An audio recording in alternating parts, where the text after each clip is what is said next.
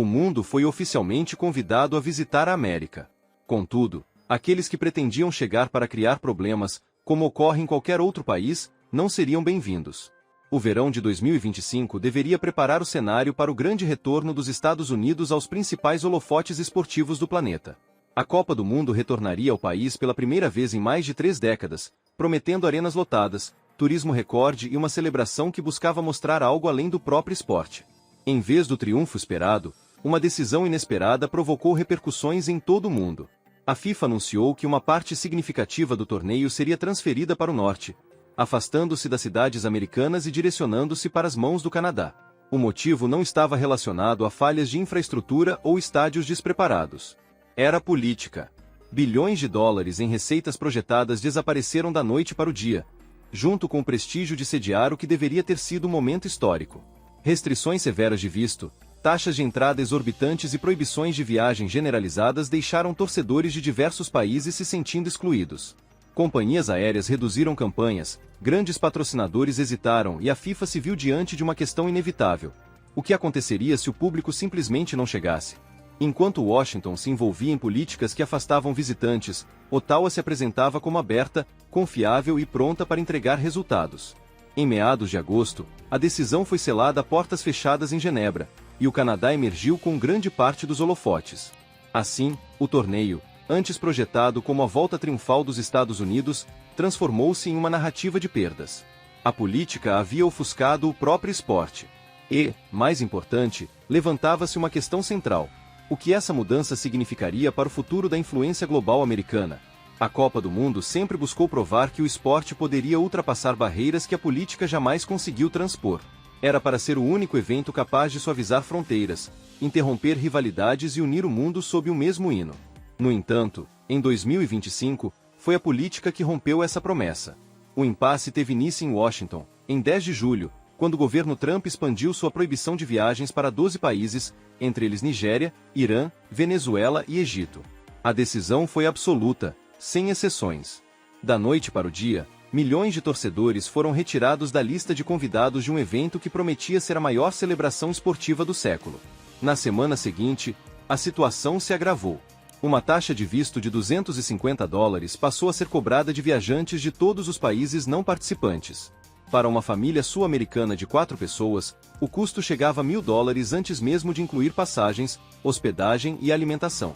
Somados os custos, o preço de assistir a uma única partida começou a se assemelhar a uma prestação de hipoteca, em vez de representar as férias dos sonhos. Embaixadas americanas sucumbiram à pressão. Em Lagos, o tempo de espera para entrevistas ultrapassou 300 dias. Em Nova Delhi, chegou a 240, e, em Istambul, alcançou 200.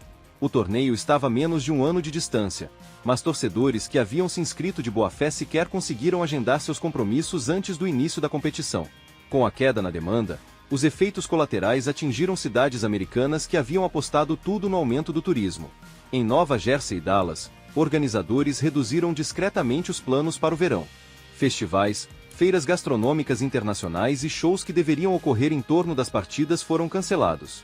O que fora idealizado como um carnaval de nações se transformava em um evento fechado, acessível apenas a quem possuía tempo, privilégios e recursos financeiros.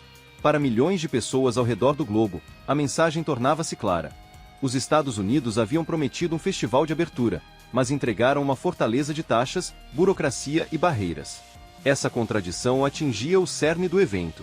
A Copa do Mundo, afinal, nunca foi apenas sobre gols e troféus. É sobre o pai em Sagal que sonhava em ver o ídolo do filho pessoalmente, sobre a professora em Teherã que esperava acompanhar sua seleção nacional em solo estrangeiro, e sobre as crianças em Caracas que ansiavam por ver as cores de sua cidade refletidas sob o olhar do mundo. Em vez disso, esses torcedores se viram excluídos, não pela distância, mas pela política. O que poderia ter sido uma oportunidade de conexão se converteu em mais uma história de exclusão. Para muitos, a pergunta tornou-se inevitável: em que momento os Estados Unidos deixaram de ser anfitriões e passaram a ser guardiões? À medida que os obstáculos à imigração cresciam, um novo problema surgia, atingindo os alicerces do próprio espetáculo. Em Detroit, em junho de 2025, as equipes de construção do Ford Field estavam paralisadas. Os embarques de aço vindos de Ontário permaneciam retidos na alfândega, presos a novas regras de inspeção e a um aumento de 35% nas tarifas, implementado meses antes. telas de LED importadas da Coreia do Sul aguardavam liberação nos portos, sob protocolos de triagem reforçados. O plano original era ambicioso: estádios inteligentes, áreas imersivas para torcedores, assentos interativos e portões de entrada com tecnologia de inteligência artificial. No entanto, quando as cadeias de suprimentos começaram a ruir, os sonhos deram lugar às concessões. Em Atlanta, Houston, Seattle e outras cidades-sede, diversos projetos foram cortados. Cadeiras importadas foram substituídas por versões nacionais mais baratas, tetos retráteis foram descartados, e palcos modulares para shows, reduzidos. O que havia sido vendido como a Copa do Mundo mais tecnologicamente avançada da história começou a se desfazer em uma colcha de remendos de escala reduzida. A portas fechadas, os organizadores sussurravam a única prioridade restante: cortar a experiência do torcedor, mas salvar a programação dos jogos. A cada corte, perdia-se algo mais, não apenas qualidade, mas credibilidade. Enquanto isso, do outro lado da fronteira, o Canadá avançava com eficiência silenciosa. Sem tarifas ou bloqueios comerciais, as obras seguiam em ritmo acelerado. Vancouver reformou o telhado do BC Place.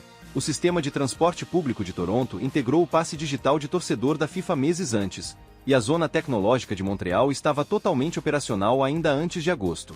O contraste era evidente. Um país ainda tentava tapar brechas, o outro já polia o acabamento.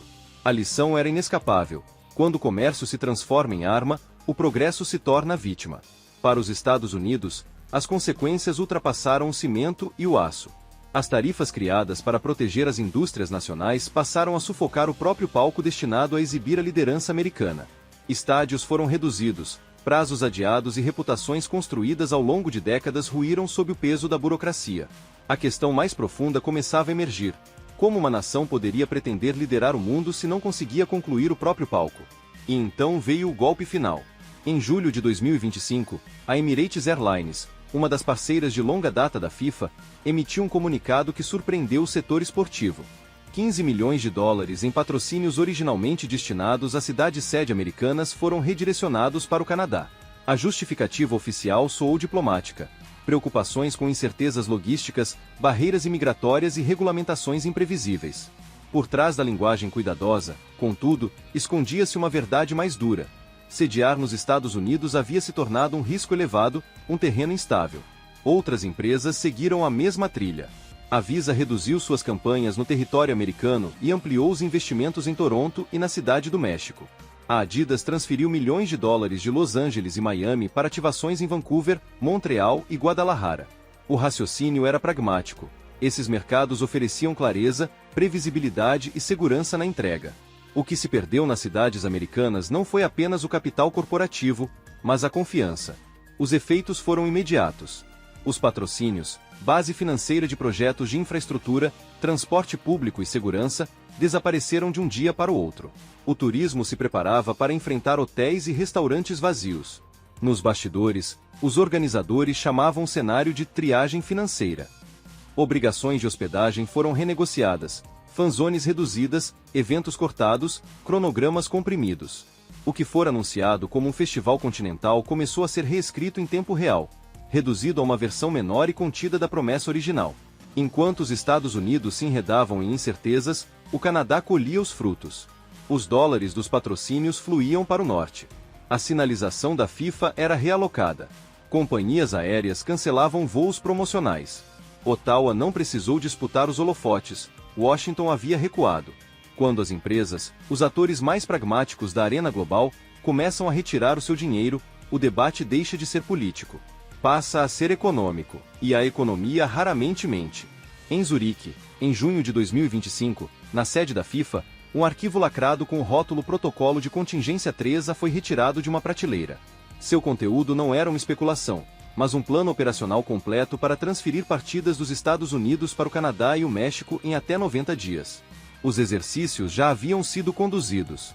Realocações de ingressos, pacotes de voo, listas de voluntários, designações de árbitros e contingências de transmissão, tudo fora testado.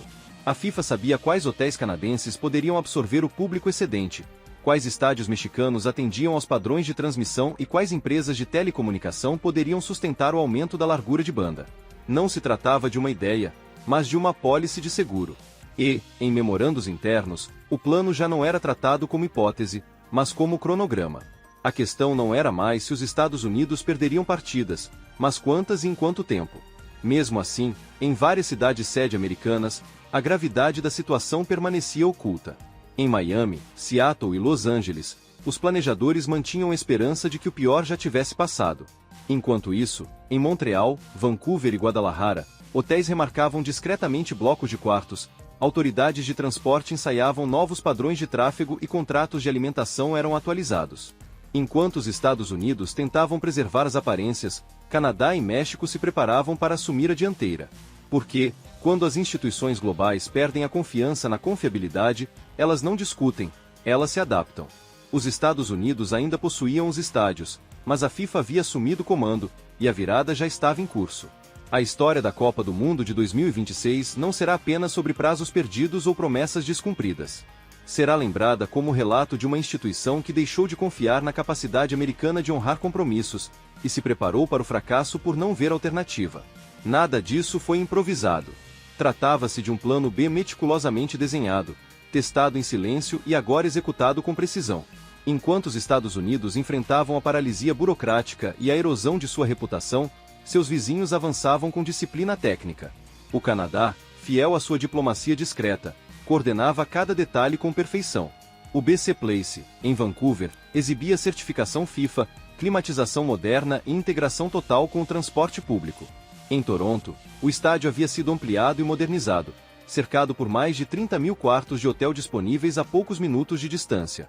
A política migratória era eficiente. Mais de 50 países estavam isentos de visto, e para a maioria dos outros, o processo era concluído em questão de dias. Para a FIFA, o Canadá representava previsibilidade. Para os patrocinadores, segurança. Para os torcedores, acolhimento. E, no mundo do esporte global, as aparências importam. Em 2026, os Estados Unidos correm o risco de mostrar o oposto: um evento fragmentado, um espetáculo ofuscado e uma confiança internacional abalada. Se nada mudar, a Copa do Mundo representará mais do que um revés financeiro. Marcará o ponto de inflexão em que a atenção global se desviou de Washington para novos polos de influência. E você, o que pensa sobre isso? Deixe sua opinião nos comentários. Para continuar atualizado, veja o vídeo a seguir, tenho certeza que será perfeito para você.